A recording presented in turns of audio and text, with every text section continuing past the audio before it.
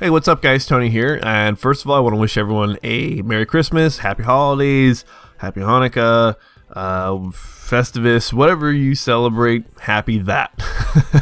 Anyways, what I want to do is I actually want to talk a little bit about Gran Turismo 6 right now, just because the last video I posted, it was a review, it was just my thoughts on it, and I know that there's a potential for those thoughts to be interpreted as just like I hate the game, you know, like just because I was saying these are the things I see that are wrong with the game and therefore I hate the game, which I don't actually. I really love Gran Turismo 6 despite the problems that I see that Gran Turismo 6 has, especially with the formula. That's kind of really been my gripe with the formula about how Gran Turismo is approached now, because it is the same game from Gran Turismo 1 now to Gran Turismo 6.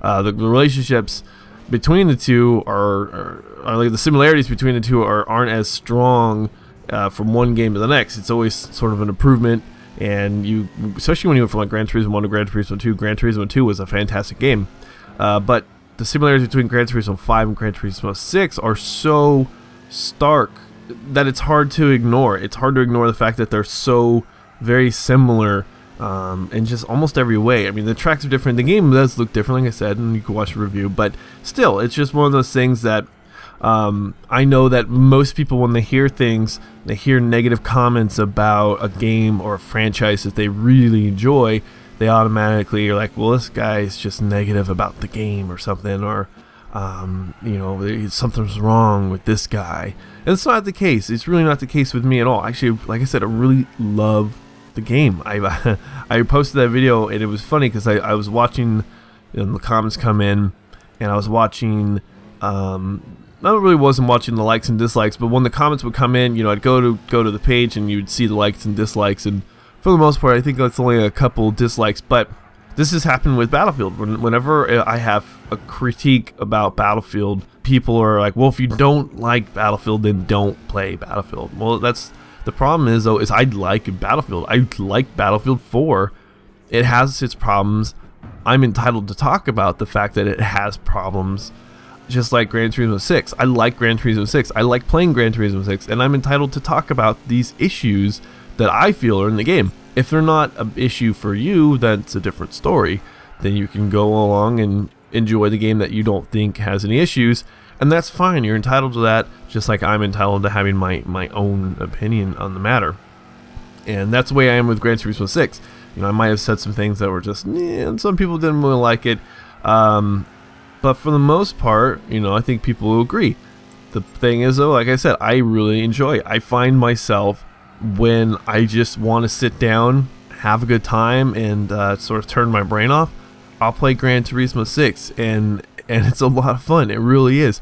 It gets me back to that, I don't know, that sort of childhood state where you're just playing a game just because it's a damn bit of fun. You know, it's really good fun despite its flaws, and I think that's probably what is the best thing about this. You know, there are things that I would prefer would be different, but at its core, this speaks volume to the formula of Gran Turismo, even though, like I said, it has been kind of rinse and repeat the last few titles. Release these last two titles now. At its core, it's a really fun game, and it's really engaging, and it's a good game. It really is. Like I said, despite its flaws, they're minor flaws. I mean, they're not major game-breaking flaws. But I wanted to go ahead and say that just because it's one of those things that I've noticed that I played it more than I thought I would play it, just because it is a previous gen console, and before I was talking to some friends, and I was just like, well, I don't know if I'm gonna buy it or not, for one, just because of the fact that it's going to be on PS3, and I kind of want to move on. You know, I've got a PC, and I want to just get into this whole next gen thing without the PS4. And so I just I couldn't see myself spending $60 on a PlayStation 3 game. Well, funny enough is I'm actually really enjoying the game a lot. I find myself actually wanting to play, getting new cars, getting those cars fast. You know, those are the things about Gran Turismo that it's really highly addictive. It's almost that leveling up thing. You know, when you get to a point where you're making more money, like in this race, I think I made like 21,000 credits, and so suddenly you're just like, Well, it took me a whole series to make 20,000, 30,000 credits or whatever. In 3 races, I could have 60,000 credits, and then I could buy a new car. And then from there, I could get this other car, and then I can get this other car and race in this other event, and you're just like, holy shit. So that's the addictive factor about Gran Turismo. And I just want to say that I'm really enjoying it, and I hope you guys are enjoying the game as well, because, like I said, I know that what I said could have been construed as being negative about the entire franchise and not the game, but no, I love the game. I really do. It's just I have things within the game I think would be better if they were different. That's really all I'm saying. Like, it's a great game. I love playing it, but it could be better. I think that's pretty much it. The other thing I want to do is I noticed this. I want to start doing I want to compare the tracks in Gran Turismo to tracks in iRacing, just because now I'm into a real simulator, and I don't really view Gran Turismo as a simulator itself. It's very arcadey at times.